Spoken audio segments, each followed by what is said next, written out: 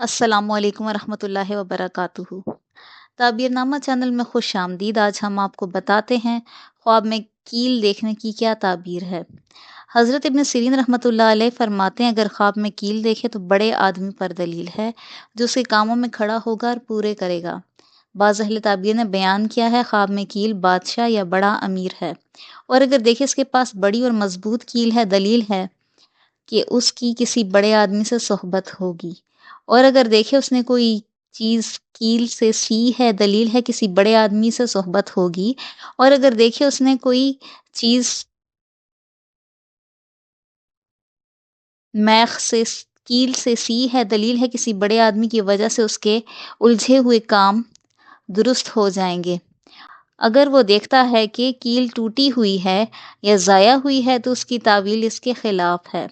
حضرت جعفر صادق علیہ السلام فرماتے ہیں خواب میں کیل 4 وجہ پر ہے۔ اول بڑا آدمی، دوم وہ شخص جو لوگوں سے عہد پورا کرتا ہے، سوم امیر یا والی، چہارم برے اور نقصان دینے والے کام۔